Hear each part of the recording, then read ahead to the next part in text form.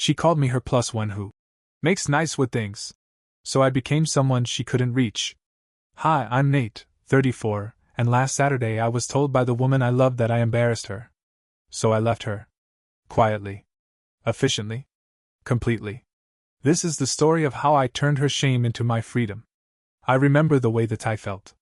Silk. Cool. Slipping through my fingers in that well-worn rhythm. Over, under, through, pull.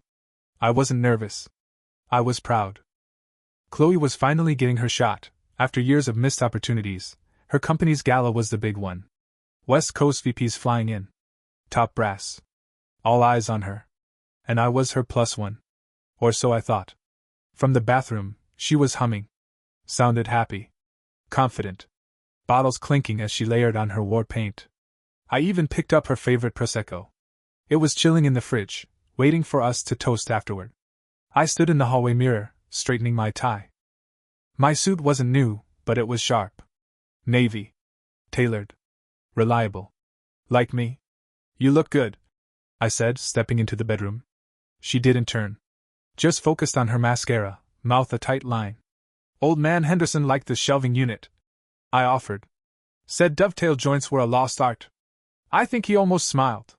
She blinked but didn't react. I'm telling you. I grinned. That restoration gig could be big for me. She put down the mascara. Took a long breath. And then, without looking at me, said words I'll never forget. Mark, it's probably better if you don't come tonight. I blinked. Thought I'd misheard. Wait, what? Her voice dropped. Measured. Ice cold. It's a perception thing.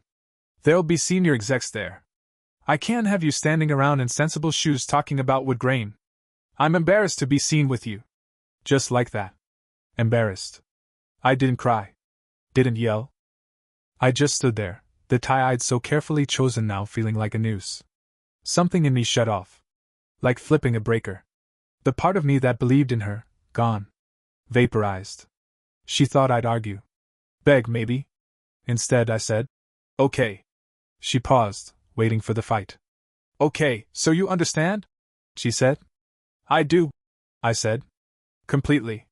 And with that, she left. Hair perfect. Smile plastic. Off to mingle with the people who apparently deserved her. What she didn't know was that while she was schmoozing over hors d'oeuvres, I was packing. Quiet. Calm. Surgical. The kind of precision I reserved for chiseling fine joinery.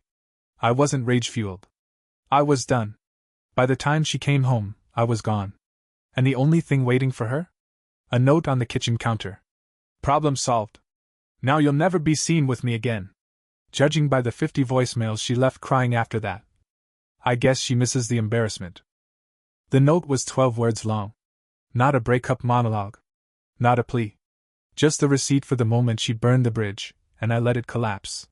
I checked into a motel that night. Cheap, fluorescent lit, vaguely smelling of bleach and despair. But it was mine. And it was quiet. Not fake quiet like our apartment where she filled the air with schedules and success and what will people think? Actual quiet. The kind that rings in your ears after you finally stop pretending. I unpacked 2 bags. One for clothes. One for tools. My chisels, my block plane, my measuring gauges, tools that always told the truth. She never liked the way they smelled. Old man dust, she'd called it. But I loved it. It smelled like purpose. My phone vibrated on the nightstand. Voicemail 3. Then 4. Then 7. I didn't answer. I needed to hear the crash in her voice, the unraveling. Because 5 years of emotional acupuncture don't just disappear with a dramatic exit. I needed the reminder. So I played the first one. Mark? What is this? Where are you? This isn't funny. Call me back. Click. Second one. Okay, seriously? You ghosted me? What are you, 16? I said something in the moment. Don't be petty. I chuckled, not because it was funny, but because the audacity was too rich not to appreciate. She told me I was an embarrassment, and now my silence was her problem? Message 10 hit different. Her voice broke. I didn't mean it like that. I just wanted to impress them. I panicked. I didn't think you'd actually leave. Of course she didn't. She never thought I'd actually stop orbiting her son. But I had. The next morning, I rented a studio. Month to month. No decor. One window. But the landlord didn't care if I used a belt sander at midnight. I set up a small workbench. I bought fresh wood. I started shaping something. I didn't even know what it would be, maybe a table, maybe just a project to keep my hands moving. But with every pass of the plane, a little more of her voice faded from my head. At night, I drank tea and listened to the stillness.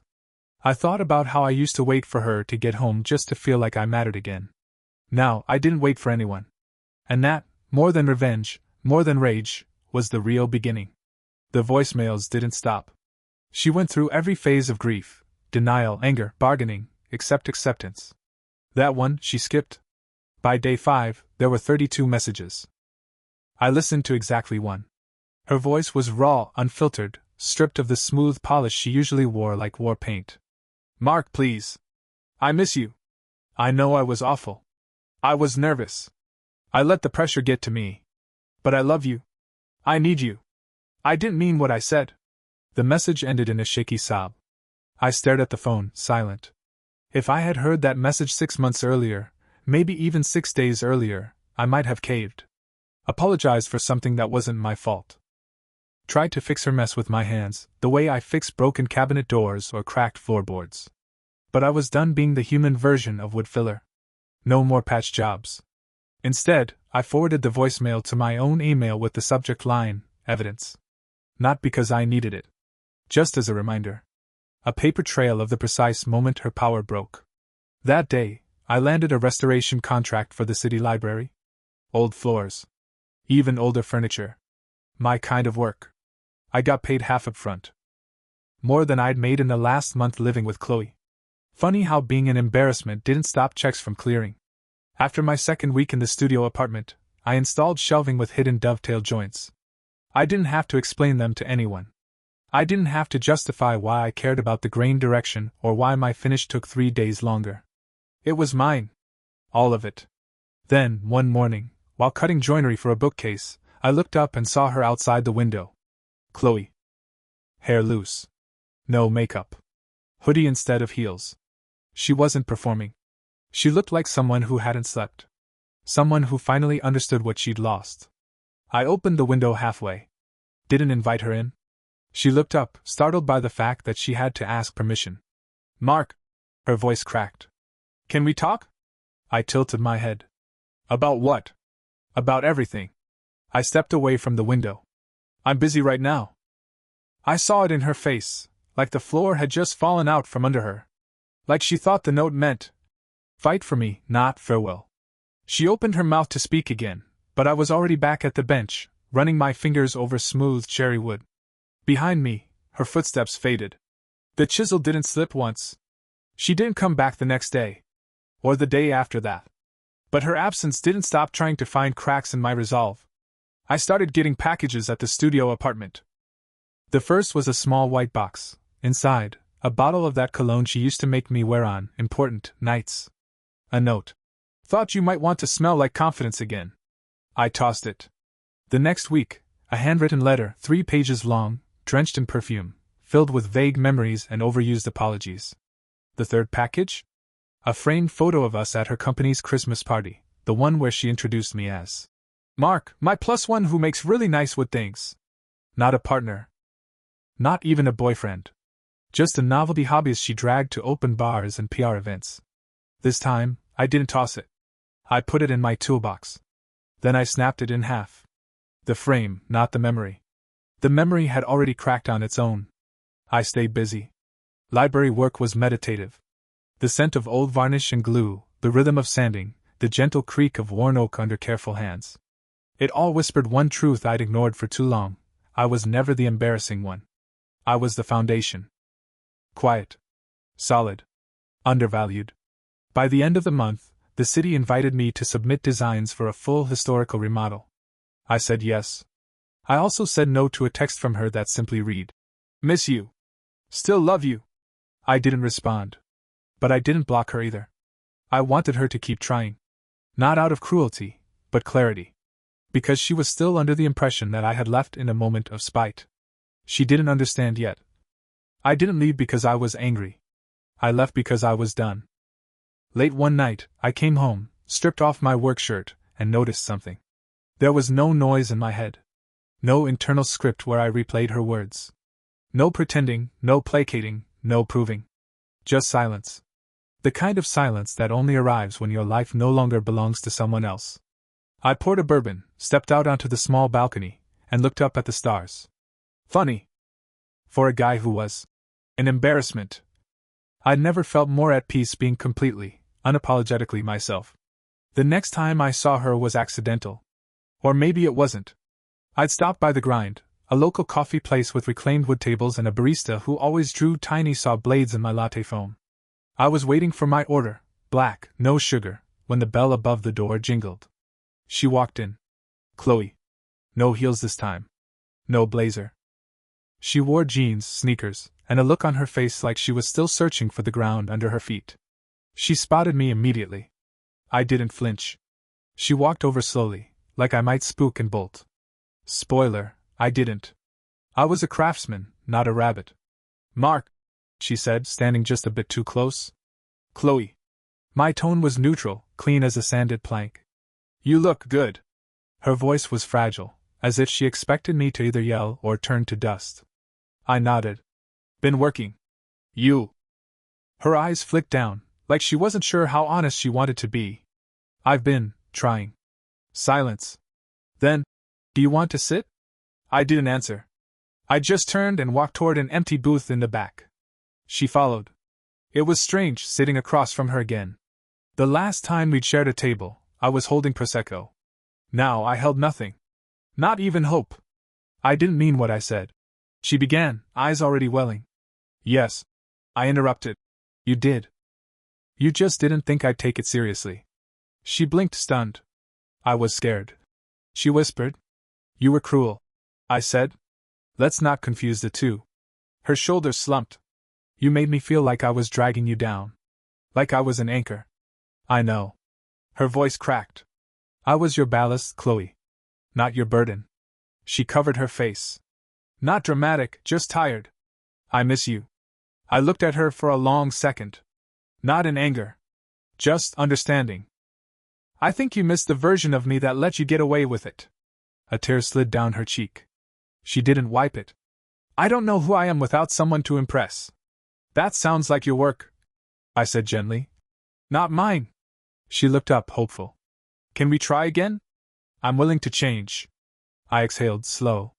I already did. My coffee was ready. I stood. Take care, Chloe. I didn't ask for her number. I didn't give her mine. I left the cafe with a clear mind and an even clearer path. You don't reclaim your dignity to hand it back out of nostalgia. 2 weeks passed. No texts. No more packages. No dramatic appearances. Just peace. At first, it felt unnatural. Like my life had been this tightly wound spring, and now it was suddenly free to unwind. I'd wake up early, out of habit, waiting for the gut punch of another compromise, another apology I didn't owe. But the punch never came.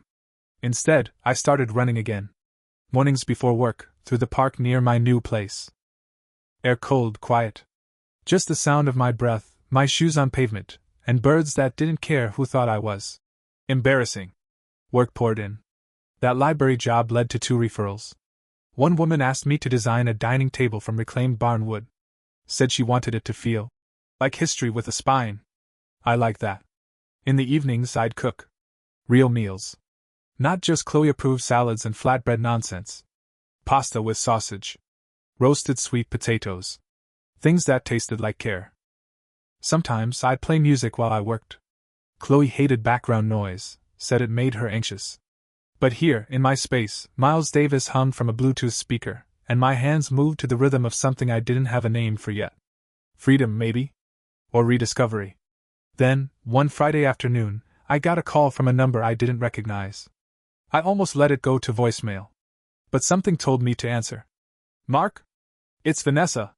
Chloe's sister. I paused. That was unexpected. Hey, hi. Everything okay? She doesn't know I'm calling. Okay. Look, I've been watching her spiral. And I'm not calling to play messenger or beg on her behalf. I'm calling because I want to say I'm sorry. Now that made me sit down. Sorry for what? For laughing when she said she was embarrassed by you. I was there. She bragged about it like she just won some big strategy move. I laughed because I thought it was funny. Because I thought you'd just take it, like always. My throat tightened. Unexpected. Sharp. She lost something real. Vanessa continued. And it's not about love, Mark. It's about how nobody's ever held a mirror up to her before and walked away. I didn't know what to say. So I didn't say anything. She's not doing well. But maybe that's what she needs. Maybe, I said quietly. I just wanted you to know, some of us see it now. What you were. What she gave up. There was a pause. She doesn't deserve you back. Vanessa added. But I hope you know, you were never the embarrassment. Click. I stared at the wall for a while after that. Not because I was rattled. But because sometimes, the truth takes its time arriving. And sometimes it wears someone else's voice. It was strange. The more distance I got from her, the clearer I could see the shape of my life. Not just the before and after. The during. That was the hardest part to admit. Not that she'd hurt me, people hurt each other all the time. But that I'd made myself small for so long, I almost forgot I was allowed to take up space. There were signs, of course. Little red flags disguised as compromise. She didn't want me wearing flannel to brunch, too. Lumberjack. She corrected how I said library. It's not library, Mark. She made me turn off music in the car because lyrics cluttered her thoughts. And I let her. Not because I agreed, but because I thought love was accommodation. Turns out it's not. Love is room. And now I had room. The workshop became my sanctuary. I built a walnut bench for a retired professor who cried when she saw it, said it reminded her of her childhood home in Vermont. I added a drawer with finger joints so smooth you could run your hand along the seam and never feel the edge. One day, after finishing a commission, I sat down and realized I hadn't thought about Chloe all day. Not once. She didn't occupy any square footage in my head. That was the moment I knew I was healed. That same week I met someone. Not in some cinematic, meet-cute way. Just at the hardware store. We reached for the same pack of dowels. Her name was Sam. She was wearing paint-splattered overalls and buying supplies for a reclaimed wood art installation. She made sculptures out of beams from torn-down barns. Her hands were stained, her laugh full-bodied, and she didn't flinch when I mentioned I use hand planes instead of power tools sometimes. We ended up getting coffee across the street and talking for 3 hours. She asked real questions.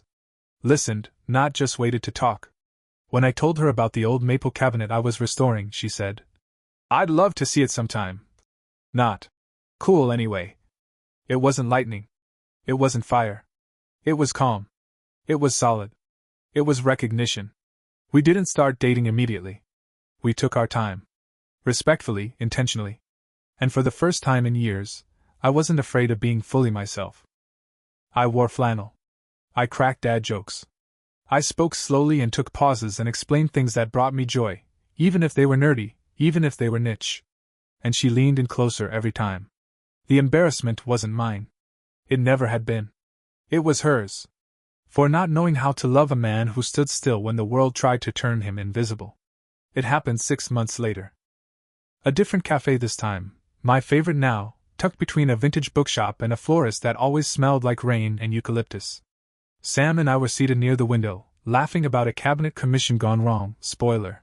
The client's cat ate my finishing rag and puked on a cherry wood panel, when the doorbell jingled. I didn't even look up until I felt a shift in the room. That subtle vacuum of attention when someone walks in who's no longer part of your story but still thinks they are. Chloe. Her eyes scanned the room and landed on me. Froze. Then flicked to Sam. She hesitated in the doorway, unsure of whether to come closer or disappear. I gave her nothing. No invitation. No recognition. But she came over anyway, because of course she did. Mark, she said soft. Chloe, I replied, just as soft. Just as distant. Sam, ever the observant one, picked up her tea and gave me the slightest nod before standing. I'll be right over there, she said, pointing to the bookshelf wall. Don't take too long. They restock the lemon tart fast around here. I smiled at her, genuine, warm, then turned back to Chloe. She looked smaller than I remembered. Not physically. Just reduced. like her edges had been sanded down by consequences she didn't see coming. "I didn't expect to see you here," she said, fidgeting with the strap of her bag. "Likewise." There was a long pause. People always think the awkward silence is the uncomfortable part. But it's not. It's the truest part. It shows you exactly how much, or how little there is left. "I just wanted to say." She started, then stopped. She was waiting for an opening. I didn't give her one. "I've been in therapy," she said. "Working through a lot." I nodded once. Polite. Unmoved. "I think about what I said that night. What I did. How I made you feel small." "You didn't make me feel small," I corrected. "You revealed how small your love for me was." That stunned her. Like no one had ever put it that plainly. "I regret it," she said. "I don't," I replied. She blinked. "That night set me free. You just didn't realize I was already halfway out the door when you told me I didn't belong." She looked like she wanted to cry. But for once, I didn't care enough to comfort her. "I'm not here to fix this," she whispered. "I know," I said. "And I'm not here to forgive you. Not because I'm angry. I'm just done." Her eyes fell to the table. "She looks kind," she said, nodding toward Sam. "She is. And more than that, she sees me." I stood. Not out of drama. Just out of necessity. "This seat's taken," I said gently. "It's been taken for a while." Chloe nodded, a tight nod full of surrender. "Goodbye, Mark." I didn't say it back. I just turned, walked over to Sam, and sat down in my seat like nothing had changed. Because nothing had. The past belonged to her. But the rest? That was mine. After Chloe walked out of that cafe, I watched her reflection disappear in the window. Sam returned a moment later, lemon tart in hand. She slid into the booth, studied my face for a beat, and asked, "You okay?" I nodded, slow. "Yeah. I'm not even sure why. I just am." She smiled, that quiet kind of smile people wear when they know they're witnessing something significant. "Was that the Chloe?" "Yeah. She's intense." I snorted. "That's a polite word." Sam took a forkful of tart. "So what now? You need to go scream into a pillow? Build a ceremonial bonfire of her old hair products?" I laughed, and it was real. "Nah. That chapter's closed. Not slammed. Not burned. Just filed away under lessons." We clinked forks like glasses, and just like that, the past folded itself neatly into a memory. Life didn't just go on, it bloomed. My work started showing up in local design magazines. Orders poured in from people who wanted something handmade, something honest. One client cried when I delivered a custom cradle for her newborn, walnut, lined with wool, carved with the baby's name. "I never thought something this beautiful could be mine," she said. I knew how she felt. One afternoon, while installing built-ins for a young couple, the husband said, "You've got a good life, huh?" And I realized I did. It wasn't flashy. It wasn't curated for Instagram. But it was mine. Every inch of it built with my own two hands. Sam and I kept things simple. No fireworks. No performative gestures. Just two people choosing each other daily, even on the hard days. One night, while sanding the edge of a table, I looked up and saw her curled in my reading chair, sketching something in a notebook. Hair up. Glasses slipping down her nose. A pencil tucked behind her ear. And I thought, this is everything Chloe never saw. I didn't need to be impressive. I just needed to be seen. And now I was. Fully. Clearly. Lovingly. A week later, I got a message request on Facebook from one of Chloe's former coworkers. "Hi, sorry if this is weird. I just wanted to say I met your girlfriend at the gala last week. She couldn't stop talking about your work. She showed me pictures of your furniture like proud art. Said you're the most brilliant man she's ever met." I reread the message twice. Then deleted it. I didn't need her redemption arc. I had my own. 6 months after that cafe encounter, I stood in the middle of my workshop, surrounded by finished pieces waiting for delivery, oak shelving, a cherry desk, and a reclaimed pine dining table that practically glowed under the late afternoon sun. Outside, Sam was planting wildflowers along the fence line. She waved through the window, dirt on her cheek, completely unaware that she was the best part of my day. Every day. I looked around at what I'd built. Not just furniture, a life. A quiet, stubborn, beautiful life. The kind I used to think was not enough. The kind someone once called embarrassing. I pulled a small note from the drawer near my tools. I'd kept it, my original goodbye. 12 words. Problem solved. Now you'll never be seen with me again. I laughed softly and folded it in half. Then I lit a match. The paper curled, darkened, disappeared into the fire-safe bin beside my workbench. Not because I was angry. Because I didn't need it anymore. That wasn't my story now. This was a good woman in the garden. The smell of cedar. Orders I couldn't fill fast enough. Peace so thick you could breathe it in like sawdust. A life that didn't shrink for anyone. My phone buzzed once. A voicemail. Unknown number. I didn't listen. I picked up a chisel, ran it down the grain, and smiled. Love isn't approval. Love is space. Love is staying soft in a world that tried to sand you down. Turns out the embarrassment wasn't mine to carry. It never was. And now? Now I'm too busy being seen by someone who never asked me to be anyone else.